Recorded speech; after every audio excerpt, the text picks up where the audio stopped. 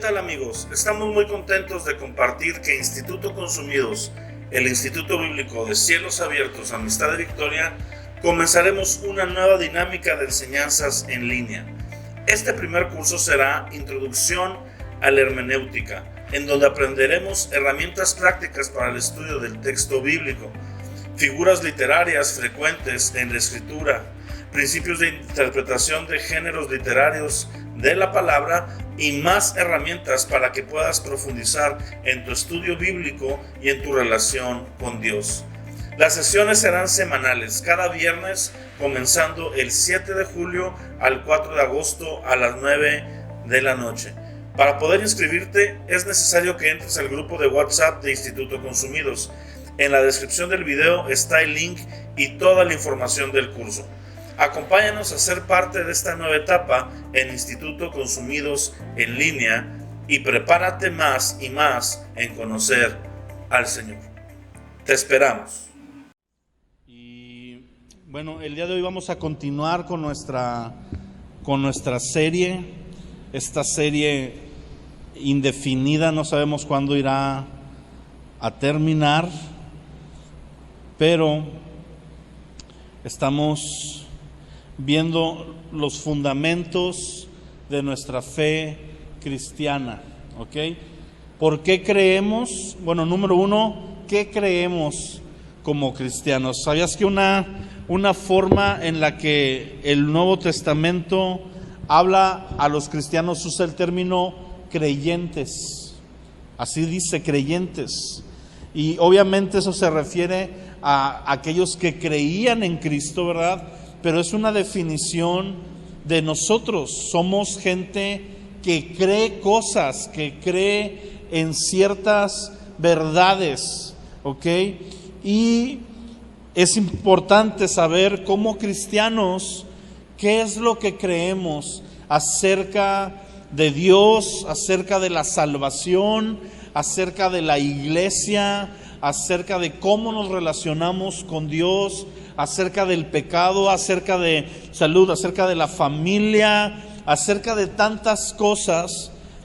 La palabra es muy clara y nos centra en eso. Y bueno, primero es qué creemos y después vamos a ver por qué lo creemos, es decir, en qué estamos sustentados y en qué estamos parados. Y nada más para hacer un pequeño resumen, la palabra del día de hoy se llama Dios y su palabra. ¿Cómo se llama? Dios y su palabra, parte 2.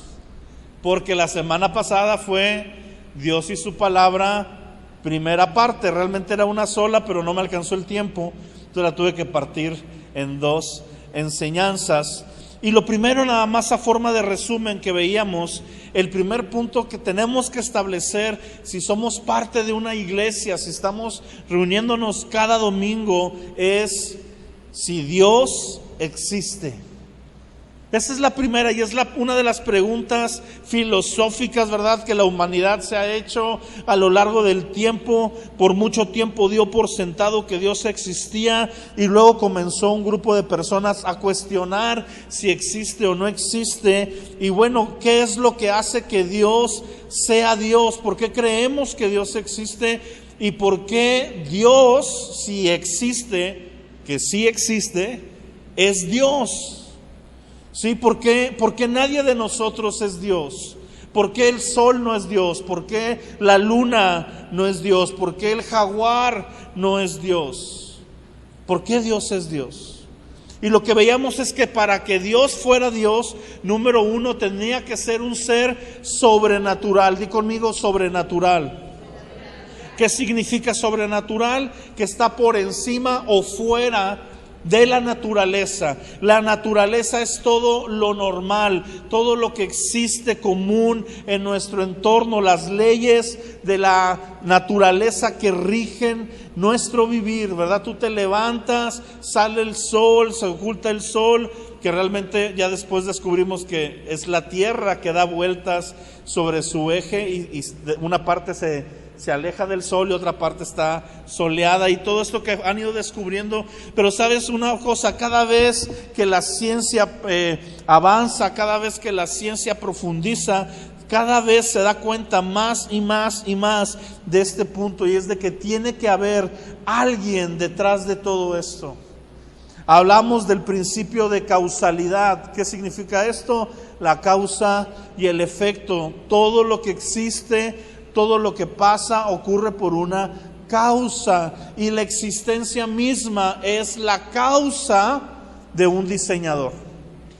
La creación, el universo, como lo conocemos, es tan perfecto. Veíamos la semana pasada unas imágenes ahí de la galaxia, veíamos una imagen de una vida dentro del vientre, veíamos el ADN y veíamos cómo todas estas cosas son perfectamente creadas, son tan maravillosas, ¿verdad?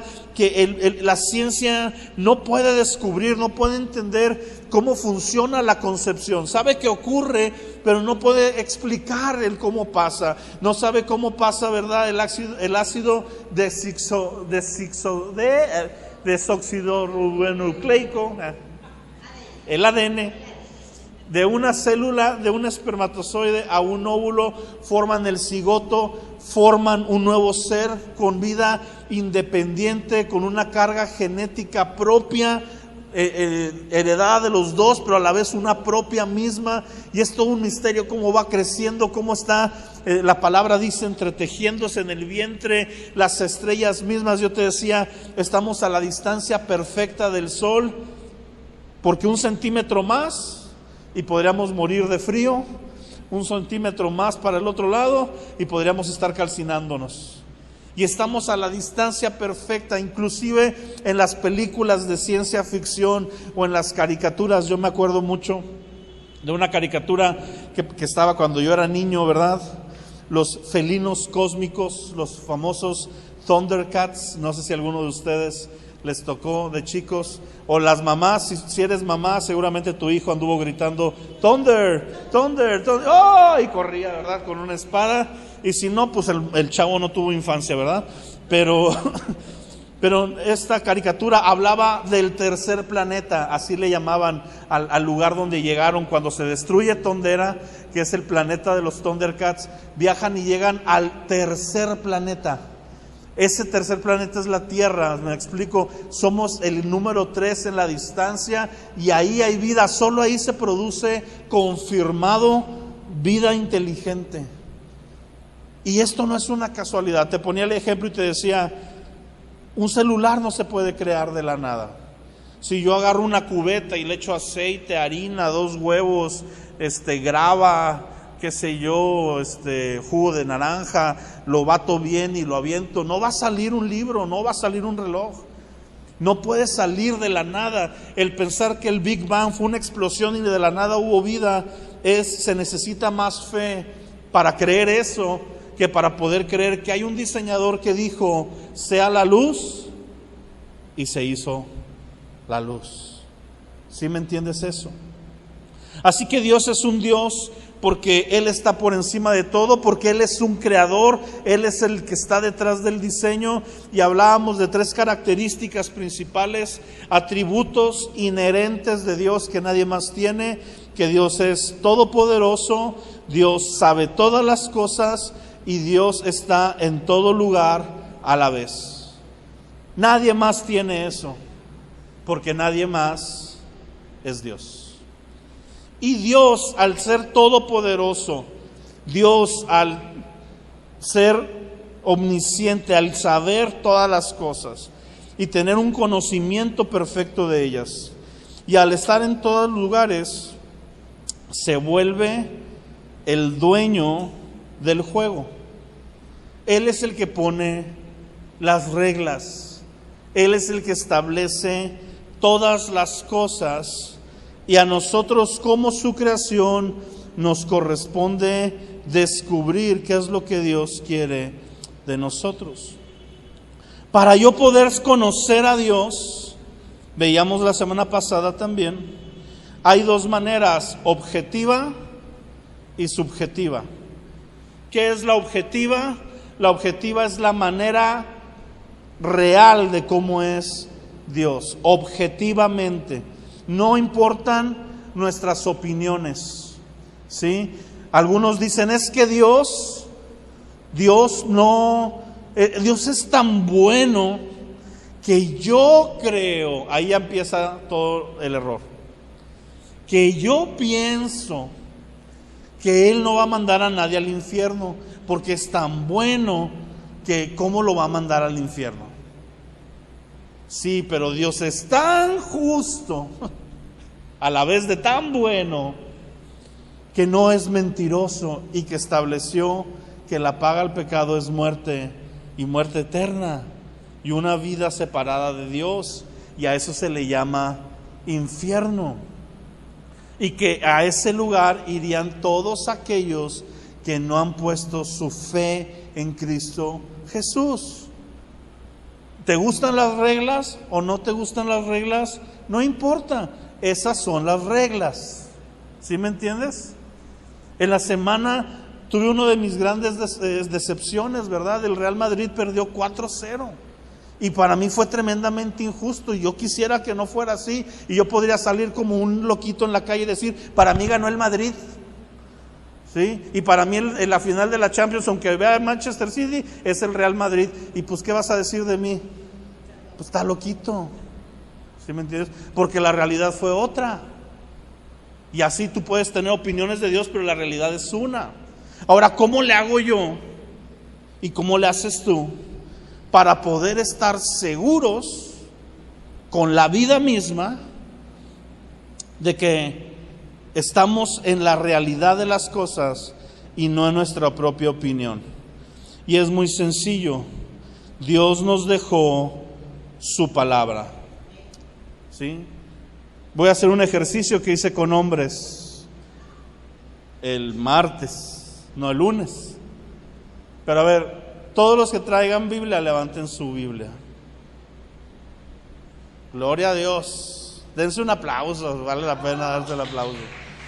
Son la gran mayoría. En hombres, nada más Chuy y yo traíamos. Ya te imaginarás cómo los puse, ¿verdad?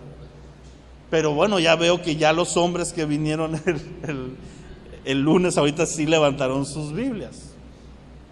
¿Por qué, mi amado? Porque es esta palabra la única autoridad capaz de establecer nuestra doctrina, lo que creemos, lo que debemos de creer y bajo los parámetros que nos debemos de regir.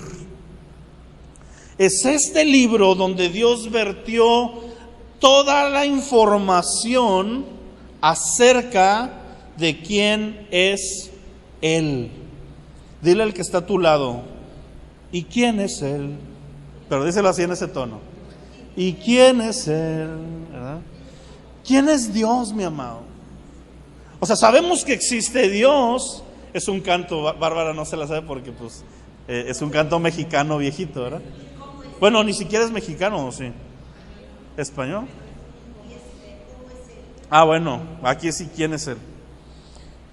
¿Sí? Y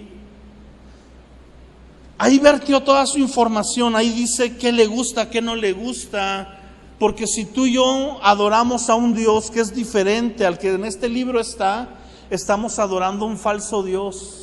Nos hemos creado un Dios a nuestra imagen, a nuestros conceptos, y aunque le pongas el mismo nombre y le llames Jesucristo, si no es el Jesucristo que aquí está escrito, no es el Jesucristo verdadero. Y ese es el problema que vemos hoy en la sociedad, que para muchos está la pregunta precisamente que Jesús en Mateo 16 les hizo a sus discípulos y les dijo: ¿a quién dice la gente que soy yo? Son dos preguntas muy importantes. La primera es: ¿quién dice la gente que soy yo? Y contestan los discípulos. Unos dicen que eres un profeta. Unos dicen que eres Juan el Bautista que resucitó porque lo acababan de decapitar. Unos dicen que eres uno de los profetas de antaño resucitado. Hoy tú sales a la gente y pregúntale: oye, ¿quién es Jesús? Y hay gente que te va a decir: fue un buen hombre. Ah, un profeta de Israel. Si tú vas con una persona judía y le preguntas: ¿quién fue Jesús? Te va a decir: un buen hombre, el hijo de José el carpintero, un maestro, un rabí que creó toda una revolución y pues luego fue crucificado. Si tú vas con los musulmanes y le preguntas quién es Jesús, ellos le llaman Isa. Isa es la traducción de Jesús al árabe, es como decir Roberto y Robert. O sea, no están cambiándole el nombre. Nosotros usamos Jesús castellano, en inglés Jesus, ¿verdad? En francés es Jesús, así se escribe con una G y cambia, ¿verdad? Y es un nombre propio. En polaco, ¿cómo sería? Jesús, así fuerte. Entonces, un musulmán te va a decir Isa. Isa fue un buen profeta, fue un sabio de su época. Gandhi dijo: Cristo me encanta, el problema son los cristianos, ¿verdad? Eso dijo Gandhi en una ocasión. Pero todos tienen su concepto acerca de Cristo. Jesús después voltea y le dice a los discípulos: esta segunda pregunta, esta es más importante aún. No les dice eso se los digo yo a ustedes. Le dice: bueno, ¿y ustedes quién dicen que soy yo? Y a mí me da pena. Si yo fuera uno de los 12 apóstoles, me agüitaría. Si no fuera Pedro. Porque de los 12, solo uno contestó. Solo uno, y que siempre contestaba cosas, ¿verdad? Así que no tiene mucha diferencia. Pero los otros 11, ¿qué onda? Juan, Jacobo, ¿qué onda con ellos? Pero Pedro contesta, y contesta lo correcto. Dice: tú eres el Cristo, tú eres el Mesías, tú eres al que hemos estado esperando, tú eres aquel que es 100% Dios y 100% hombre. Todo eso está en esa frase, y todo eso vamos a ir hablando las próximas semanas, porque solo la Escritura nos puede decir quién es Dios, porque es la palabra de Dios. Y aquí viene una pregunta muy importante. ¿Cómo sabemos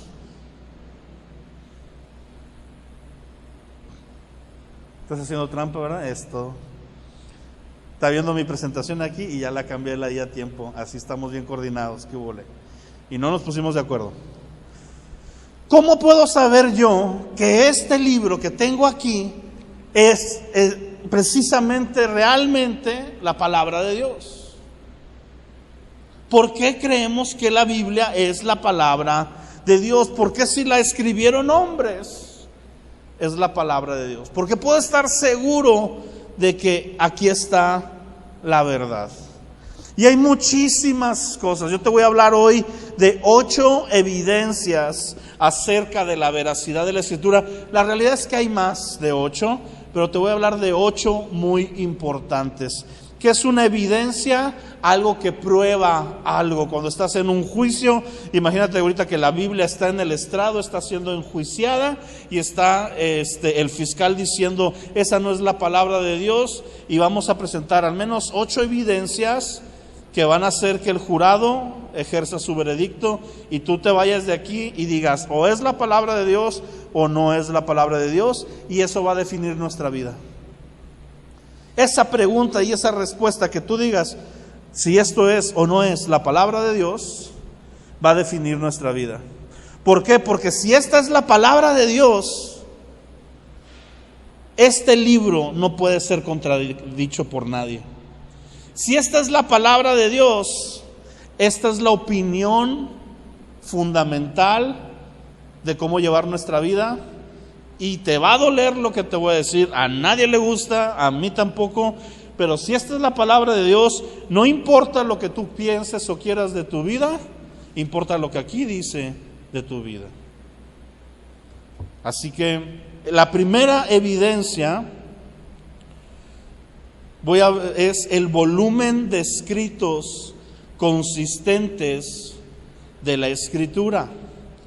¿Sabías tú que hay más copias de manuscritos bíblicos consistentes? ¿Qué es consistentes?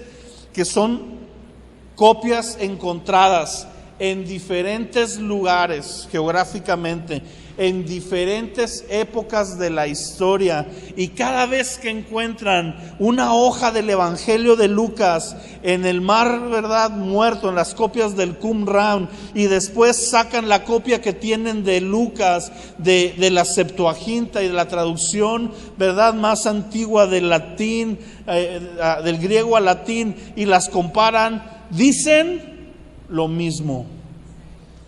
Podrán cambiar frases, podrán cambiar léxico, pero el mensaje es el mismo. Y pueden encontrar otras copias y sacar otras copias de Primera de Reyes y de Mateo. Y cuando encuentras todo esto, son escritos consistentes. Viene narrado lo mismo, de más de cientos, son miles de copias de manuscritos que han sido encontrados a lo largo de la Escritura. Sabios y autores clásicos como Platón, Aristóteles y Sócrates, escucha esto, no tienen más de 5 volúmenes físicos hoy en día de sus escritos. Y no encuentro a nadie en la calle diciendo, no existió Platón. Aristóteles, compruébamelo. Si tú me muestras a Aristóteles, yo creo en él. Pero con Cristo somos bien salsas, ¿verdad? Estaba viendo un debate que estaba en la calle y llega una señora y le dice al predicador que está predicando, muéstrame el registro médico de la resurrección de Cristo y te creo. Le dice, señora, con todo respeto, no pida tonterías. Como que se enoja el predicador. Dice, hace 100 años no había registros médicos. No me pida que le traiga un registro médico del Hospital Muguerza, ¿verdad?, de Jerusalén, donde está el dictamen de que Cristo efectivamente murió. Entonces, ¿cómo voy a creer? Porque la historia nos dice que ese tipo de hechos que distan a tanto tiempo de nosotros se creen y se ponen a prueba por el testimonio de diferentes testigos. Ahorita me voy a meter en eso. Y hay cientos de escritos de testimonio cristianos y no cristianos que evidentemente afirman que Jesús murió y que después se le vio resucitado. Y háganle como quieran. Dijo una persona, hay tanta evidencia de la resurrección de Cristo. Un ateo que se convirtió estudiando, hizo un libro que se llama El caso de Cristo. Y dice, hay tanta evidencia que lo único que tanta evidencia nos muestra es que tú no vas a creer en la resurrección, te muestren la evidencia que te muestran. Porque suficiente hay para que objetiva y científicamente lo creas. Ya si te quieres volver cristiano, ya si quieres cantar aleluya, ya si quieres ir a una iglesia, ya si quieres ir a hospitales, ya si quieres venir a la reunión de hombres, ya es otra cosa, pero de entrada tendrías la evidencia suficiente para decir, esto ocurrió. Y el que tú digas que no ocurrió es meramente una necedad, no es otra cosa. Ante tantos escritos hay suficiente abundancia de copias que han sido descubiertas por medio de la arqueología y muestran casi un 100% de exactitud en el cuerpo literario de la escritura. Y ahí dice, mira, sí tiene errores. Dijiste casi 100%, no 100%. ¿Qué onda con el casi? La diferencia que hay son comas, son minúsculas y son propias de la lengua en la que cada una se traduce. No son variaciones en el contenido. Segunda evidencia arqueológica, estaba de la mano. La arqueología es una ciencia que no pretende en lo absoluto demostrar nada acerca de la fe. La arqueología te encuentra un dinosaurio, te encuentra una vasija azteca, un escudo ahí de un maya, te encuentra un silbatito como el que tiene el papá de Anel, tiene un silbato de ¿De qué, de qué civilización? Olmeca, ¿no? O algo así. De miles de años, ahí lo tiene, está con ganas. Yo me dijo, ¿lo quieres agarrar? Le dije, no, lo voy a romper. Yo no quiero destruir cosas arqueológicas aquí, ¿verdad? Pero no pretende encontrar eso. Sin embargo, la arqueología ha encontrado lugares, locaciones, ciudades y evidencia bíblica a más no poder. A más no poder, ¿verdad? De hechos que sustentan historias, que sustentan lugares, que sustentan situaciones, culturas que están plasmadas a lo largo de la Escritura. No es comercial, ¿verdad? Pero si algún día puedes ir a Israel, ve a Israel. Y te voy a decir por qué. Porque Alicia, desde que fue a Israel y regresó, para todo es, yo estuve ahí, yo vi esto, pero sabes una cosa, como que sí se le abrió un panorama, como que sí se le destapó ahí ciertas cosas, algunos que no necesitan ir para ver, pero ella dijo, el situarse ahí físicamente le ayudó a entender cosas de la Escritura, y eso no es más que gracias a la arqueología, que ubica lugares, que destapa, que viene y que hace. Y es una ciencia que está ahí, y hay evidencia arqueológica acerca de la veracidad de la Escritura. Las referencias de hechos y personajes bíblicos por otros autores a lo largo de la historia. Si estos personajes no hubieran existido, no serían mencionados por otros autores. Yo te digo una cosa, ¿cómo me puedes negar que existió el rey David si cantas las mañanitas? Es broma, ¿verdad? Pero es verdad. Así es el ejemplo. Obviamente él no escribió las mañanitas, ¿verdad? Pero así es el ejemplo. Historiadores como Flavio Josefo, que es un historiador no cristiano, es meramente historiador, habla de personajes como Juan el Bautista, como Herodes, como Santiago, Ananías, y obviamente de Cristo, ¿verdad? Tácito es un historiador romano, o sea, los enemigos de Cristo en parte, y mencionan la existencia de Cristo. Toda la persecución a la iglesia cristiana que está documentada del lado de los césares romanos, no del lado de la iglesia perseguida, sino de aquellos que persiguieron a la iglesia, hablan de que efectivamente había un Cristo que existió, que estaba siendo predicado y que le causó un problema increíble al imperio romano, al punto de querer matar a cualquier persona que creyera en él. Esa sangre dividió la historia, son hechos históricos. No habría una razón por la cual hubiera sido quemada la biblioteca de Roma y fueran culpados los cristianos si no hubiera existido en primer lugar un Cristo. Porque ¿por qué somos cristianos? ¿O por qué se le llamó cristianos a los cristianos en la Biblia? Porque seguían a Cristo. Es así de sencillo. No es porque nosotros somos Cristos chiquitos, no, es porque creemos en Cristo. Amén. Plinio, un joven gobernador de Bitinia, menciona a Cristo en una de sus cartas. Lucian, escritor retórico griego del segundo siglo, menciona a Jesús en sus obras. Y el historiador judío Josefo, que nació en el 37 después de Cristo, proporciona material de fondo indispensable para el estudiante de la historia bíblica. Nos encontramos con figuras conocidas en la Escritura, hechos y comentarios directos al Nuevo Testamento por personas ajenas, en un tiempo que el Nuevo Testamento no era el Nuevo Testamento. A ver, ¿cómo que el Nuevo Testamento no era el Nuevo Testamento? Ahorita llego a ese punto, pero antes me topo con el punto 4, que para mí es de mis favoritos. Sí.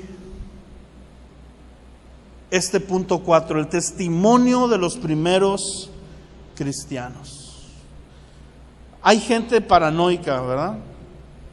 Y hay aquellos que dicen que el cristianismo, bueno, sí existió, pero es mentira, es una conspiración. Es una conspiración para que a través de la religiosidad tengamos dominado el mundo. De entrada yo veo el mundo de hoy y digo, ¿dónde tiene dominado al mundo la religiosidad? De entrada, ¿verdad? Pero vamos a suponer que era una organización falsa, que nos juntamos yo y otros 11 pelados. Ahí está Mateo, ahí está Lucas, ¿verdad? Por acá viene Simón el Celote, yo pues soy Pedro, ¿verdad? Porque pues soy muy bocón. Entonces estamos ahí platicando y de repente nos ponemos de acuerdo. Y si decimos que tuvimos un maestro y que hizo esto y aquello, y luego vamos y dejo el negocio de los pescados y voy, mira, me va a ir mejor, me van a apedrear, me van a meter a la cárcel, ¿verdad? Me van a escupir, a ti te van a matar, a ti también, a ti Juan, no, a ti te van a hervir en aceite, y bueno, te van a dejar caer aceite hirviendo y no te vas a morir, te van a aventar a una isla. ¿Cómo ven? ¿Juegan? ¿A quién le parece tan atractivo eso?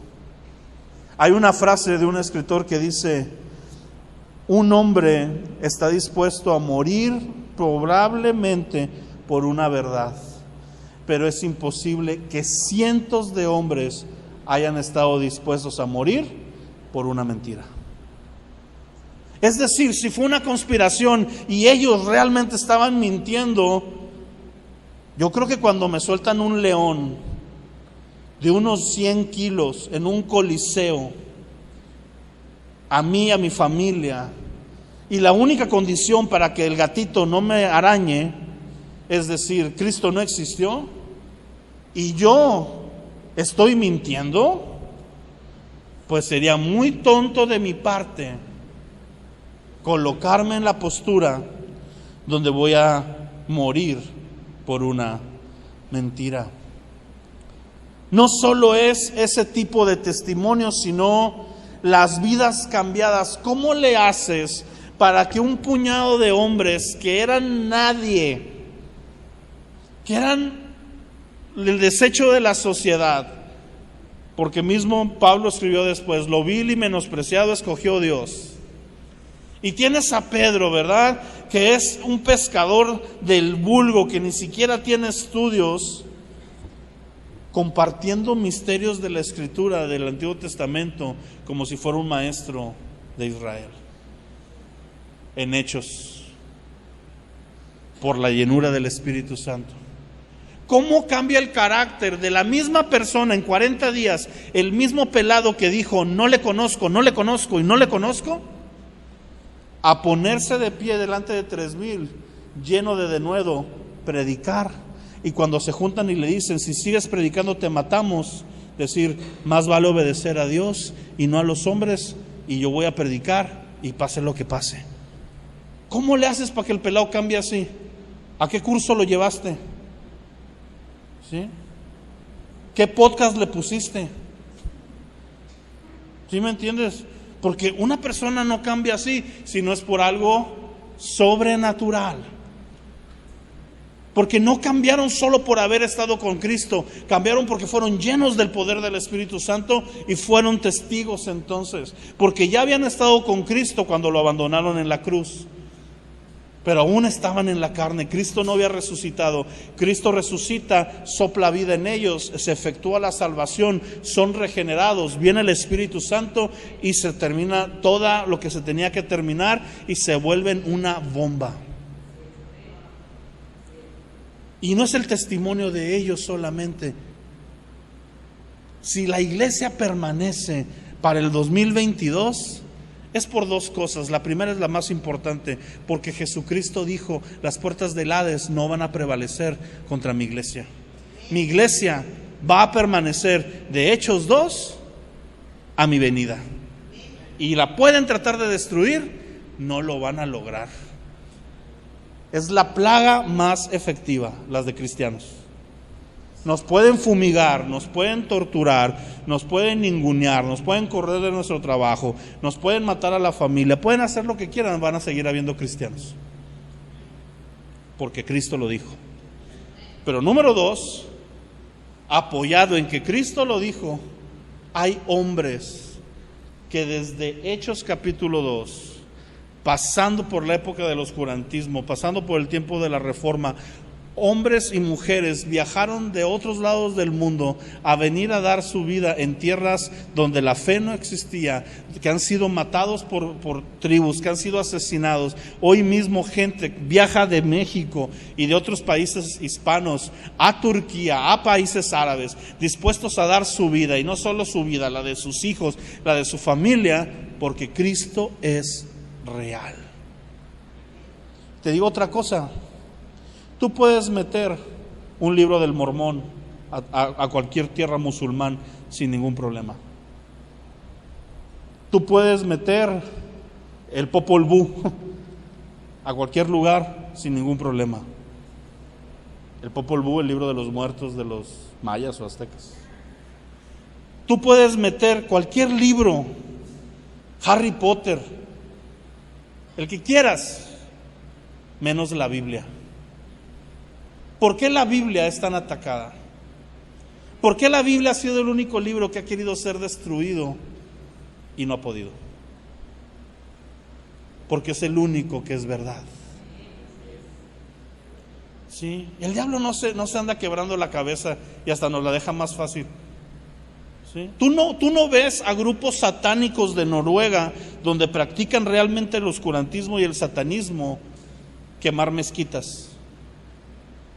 Tú no ves a grupos de Noruega quemar sinagogas, pero sí los ves quemar iglesias cristianas y católicas ortodoxas, porque ahí están fundamentados en Cristo. ¿No te habías puesto a pensar en eso? ¿Cuándo fue la última vez que viste un salón del reino atacado? Si no es por carrilla, así atacado realmente. No hay. La única ocasión donde hay una contra de ese tipo es contra la palabra, contra Cristo. Tú puedes salir en la televisión, ganar un partido de fútbol, quitarte la playera y traer una santa muerte abajo y México te va a aplaudir. Pero en el momento que te quitas y pones Cristo es Salvador, te vetan, te ponen una multa y ya no te dejan jugar a otro partido. ¿Coincidencia? No lo creo. ¿Sí? Aquí en México, porque es propaganda religiosa. Y la otra no. ¿Me explico? Y eso es a nivel México y el mundo. El testimonio de los cristianos. La quinta me encanta. Congruencia de la palabra a pesar de diversidad de autores y épocas. Este libro no es un libro, es una enciclopedia. ¿Sí sabías eso? Es un conjunto de muchos libros, muchos escritos. Son 66 libros distintos por diferentes 40 escritores y con un periodo de 1500 años entre Génesis y Apocalipsis. ¿Cómo le haces para que gente que no se conoció, que no vivía lo mismo culturalmente, que vivió en diferentes épocas, aún con diferente lenguaje, muchos de ellos, diferente trasfondo social, los juntes, sus escritos, y todos tengan un mismo mensaje? Cristo anunciado, revelado, manifestado y resucitado y próximo a venir. ¿Cómo le haces para eso? El mismo Señor de los Anillos, que está escrito por el mismo pelado, tiene fallas. Star Wars tiene fallas. Me duele decirlo, pero las tiene. Pues a ver, ¿cómo que fue un fantasma en la fuerza si no se supone que el lado oscuro lo tomó y cosas que se le ocurrieron? Las mismas novelas que de repente vemos en la tele tienen fallas. ¿Por qué? Y es de un mismo pelado. ¿Cómo le haces para que tanta perfección exista? Porque no es el escritor humano, es el que la inspiró. ¿Sí? Primera de Timoteo dice, toda palabra es inspirada por Dios, es soplada. Segunda de Timoteo, 3:16. En diferentes autores, en diferentes épocas, en diferentes tiempos. Y el Espíritu de Cristo les hablaba a cada uno lo que habrían de escribir, y todo concuerda. Eso es imposible, mi amado, si no hay un ser sobrenatural detrás de eso. Y si Dios se tomó la molestia de estar detrás de todo esto y escribir el libro, ¿tú crees que es para que nosotros lo veamos y digamos, pues ahí dice, pero yo creo? ¿Sí me entiendes? Sí, la Biblia está ahí, pero mira, mejor vamos a juntar un concilio y todos decidimos. Cuando este libro ha sido creado tan perfectamente. Punto 6, profecía cumplida. Y me voy únicamente a enfocar en Cristo, porque hay más profecías acerca de más cosas que están constatadas, cumplidas. El libro de Daniel es uno de ellos. Pero hay más de 300 profecías específicas en el Antiguo Testamento que se cumplen en la vida y muerte y resurrección de Cristo. Matemáticamente, eso es muy improbable, altamente. ¿Sabes qué? El hecho, escucha esto, quiero que me pongas atención para que entiendas la cantidad de improbabilidad. Pero el que 5 de estas profecías se cumplieran tal cuales en una sola persona, 5 de las 300, 5 nada más, es la misma probabilidad de lo siguiente: de que a mí me des 3 monedas, 2 de 5 pesos y una de 10, y yo pase por un avión sobre el estado de Chihuahua y en diferentes puntos las aviente, y luego con un trascabo pases por todo el estado de Chihuahua y revuelvas la tierra, y agarres a Anel, le pongas un pañuelo en los ojos, le hagas a la gallinita ciega, le des vueltas y la avientes, y camine el tiempo que se le ocurra a ella caminar. Si quiere ser 1 minuto, 2 horas, 3 días. En el momento que ella se le ocurre dejar de caminar y se agache, agarre la de a 10. ¿Qué tan probable es eso? De entrada, ¿qué tan probable es que consigas que Anel te acompañe a un lugar con toda su agenda? ¿Verdad? Ya ahí ya estamos en grandes problemas. Por eso la puse a ella. Si fuera yo que estoy ahí nomás, pues no. Así de improbable es. O sea, sí puede ocurrir, pero ¿cuánta posibilidad hay de lo mismo? Ahora échale las otras 295 profecías que también se cumplieron. Estaba hablando de 5. Y por poner un ejemplo, voy a mencionar 10. Fue profetizado que nacería de una virgen. Isaías 7:14, por tanto el Señor mismo les dará señal, la Virgen concebirá y dará a luz a un hijo y le pondrá por nombre Emmanuel. Éjele se equivocó, no se llama Emmanuel. Emmanuel es un simbolismo de Dios con nosotros, y Jesús fue Dios con nosotros. Se cumplió en Mateo 1 del 18 al 25. ¿Dónde iban a nacer? Ya que fuera a nacer de una virgen. Es más, que no fuera virgen, que me digas de quién va a nacer ya es difícil. Ahora que sea de una virgen, más. Lugar de nacimiento: y tú, Belén Efrata, pequeña para estar entre las familias de Judá, de ti me saldrá el que será gobernante en Israel. Miqueas 5:2. Se cumple en Mateo 2 del 1 al 6. Descendencia de Abraham, en tus simientes serán benditas o bendecidas todas las naciones de la tierra. Génesis 22:18. En Gálatas 3:16 vemos que el apóstol Pablo menciona cómo se cumple esto en Cristo, que sería del linaje de David, estableceré el trono de su reino para siempre. Promesa en 2 Samuel 7:13, cumplimiento en Lucas cuando vemos que es hijo de José, hijo de David. Nacimiento de la tribu de Judá, pues es también parte de lo mismo. David viene de la tribu de Judá, pero está profetizada y escrita ahí. Fue profetizado que lo iban a traicionar y que lo iban a traicionar por 30 piezas de plata. No de oro, no de bronce, no con la conversión del dólar de su tiempo, 30 piezas de plata. Si os parece bien, dadme mi salario, y si no, dejadlo. Y pasaron por mi salario 30 piezas de plata. Cumplimiento en Mateo 26, 14 al 16.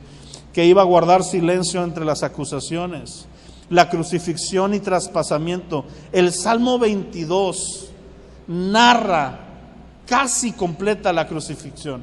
Jauría de perros me han rodeado, horadaron mis manos y mis pies, contar puedo cada uno de mis huesos, etc.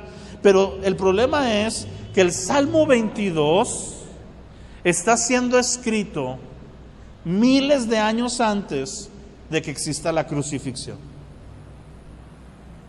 ¿Coincidencia? No lo creo. Resurrección y ascensión del cielo. Te leí 10, hay 300 cumplidas en Cristo. Dime que no es verdad y nada más me queda darte un cachetadón porque ya no puedo más. 7 y 8, el canon bíblico y el impacto en la historia y sociedad. El canon bíblico es esto, es cómo tenemos ya hoy esta serie de libritos juntos. ¿Por qué tenemos estos libros? ¿Por qué hay libros que no están aquí, que algunos dicen que deberían de estar? ¿Por qué no está el libro de Enoc? ¿Por qué no está el Evangelio de María Magdalena? ¿Por qué no está el Evangelio de Judas? ¿Por qué no está Tercera de Pedro? ¿Por qué no está Macabeos? Y hay una razón de ser. Número 1, estos libros fueron cuidadosamente escogidos. El Antiguo Testamento es la ley y los profetas, tal y como la tenía el pueblo de Israel en su momento. La Torá. No se le movió mucho rollo a eso. No tiene Macabeos, no tiene Esther y el dragón, no tiene Judith, no tiene Baruch. Esas fueron añadiduras después de la Iglesia Católica.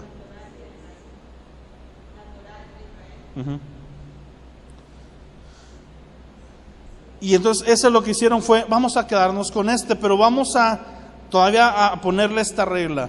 Estos escritos tienen que estar mencionados o por Jesús o por los apóstoles del Nuevo Testamento, o entre sí tiene que haber referencias unos de otros. Isaías es uno de los libros más citados por Jesús. David es uno de los personajes históricos en Israel más citados a lo largo de todo el Antiguo y Nuevo Testamento. Moisés igual, lo cual hace que todos los libros que están ligados a Moisés, a David y a los proféticos estén aprobados. No tienes que agarrar cada uno, hay referencias cruzadas, ¿sí? Es como ver un choque aquí y Grecia estaba afuera y Grecia lo vio y Grecia puede contar cómo fue. Pero sucede que 2 cuadras más estaba Julián y nadie vio que Julián lo vio, pero Julián puede corroborar lo que vio y va a coincidir con lo que dice Grecia. Eso es una referencia cruzada. Así forman parte del Antiguo Testamento. Y el Nuevo Testamento tenía esta regla.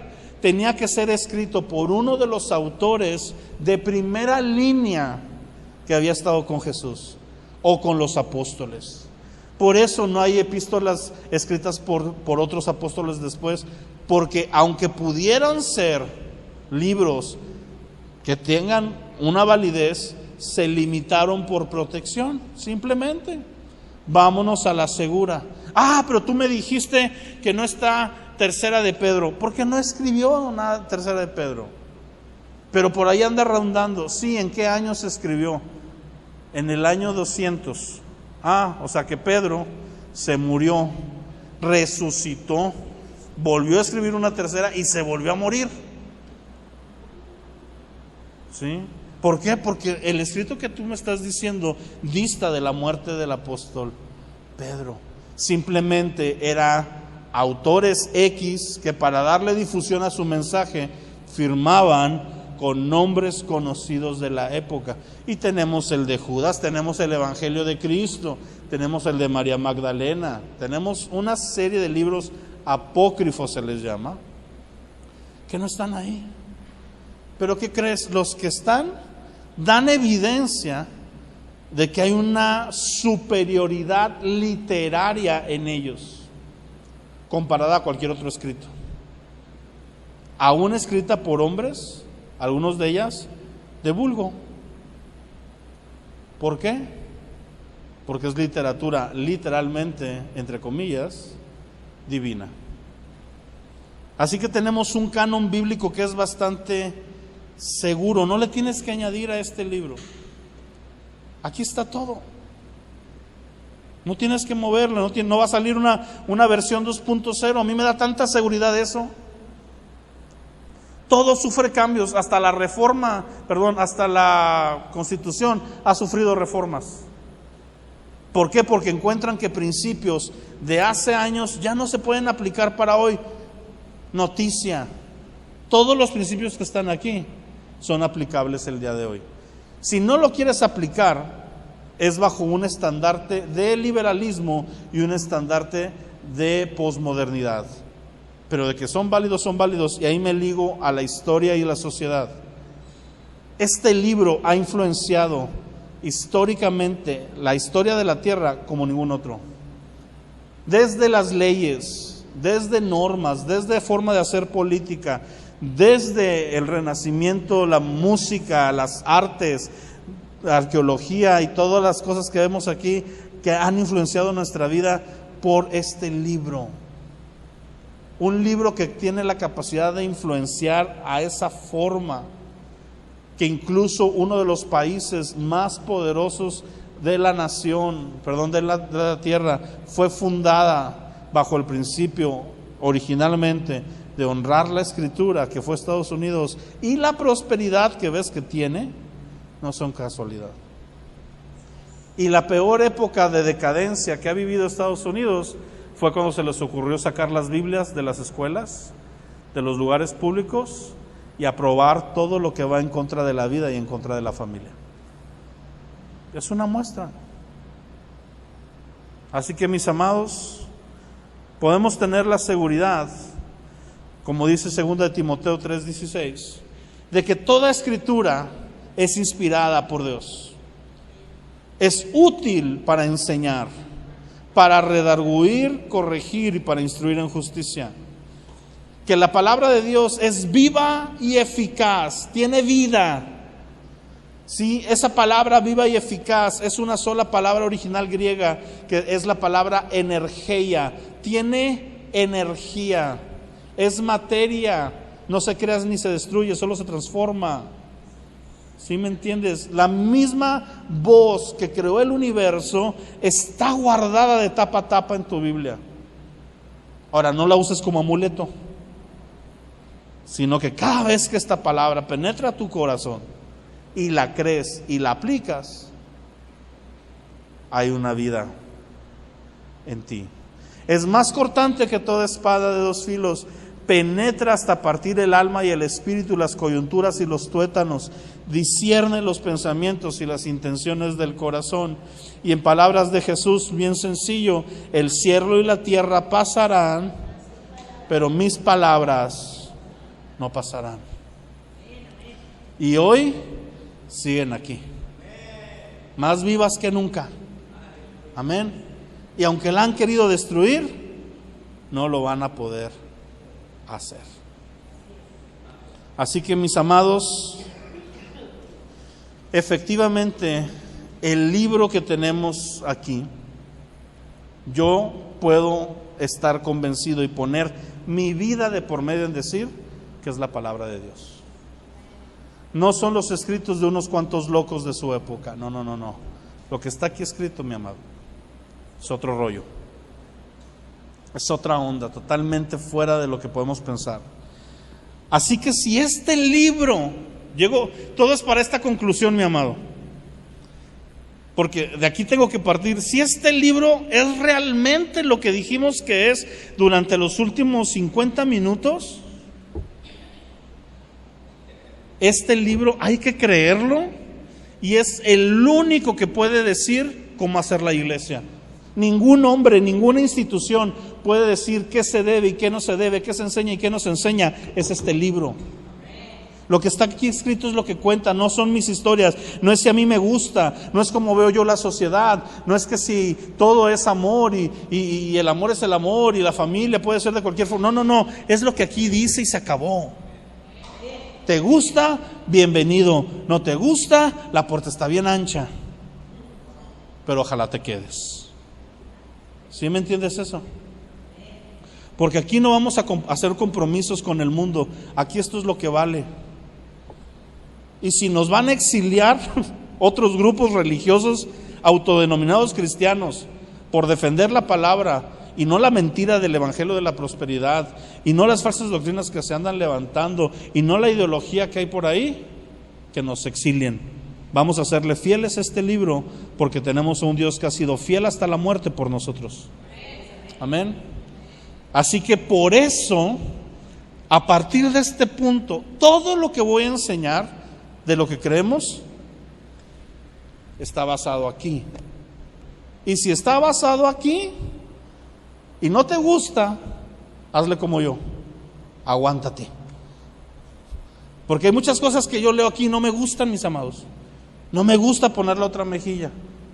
No me gusta tener que tratar bien a los que me han tratado mal. No me gusta tener que orar por mis enemigos. Vaya, a veces ni por mis amigos me cae tan bien. Pero tengo que hacerlo, porque esto es. Amén. Padre, te damos tantas gracias por tu bendita palabra. Como dijo el apóstol Pedro, ¿a quién más iríamos si solo tú tienes palabras de vida eterna? Y como lo dijiste tú mismo, Jesús, las palabras que yo les hablo son espíritu y son vida. Perdónanos cuando, como tú también dijiste, hemos invalidado la palabra por nuestras tradiciones. Permítenos ser hombres y mujeres sumergidos en la palabra, que aman la palabra, que creen la palabra, que predican la palabra, que se sujetan a la palabra, que enaltecen la palabra, que pelean por la palabra. Porque no solo de pan vivirá el hombre, sino de toda palabra que sale de tu boca. Y escrito está: al Señor tu Dios amarás y solo a Él adorarás, solo a Él servirás. Tu palabra, Señor, es dulce a mi paladar, es lumbrera a mi camino, es lámpara a mis pies. Queremos poder leer el Salmo 119 y que sea una realidad en nosotros, poder decir: cuánto amo yo tu ley, es mi delicia de día y de noche.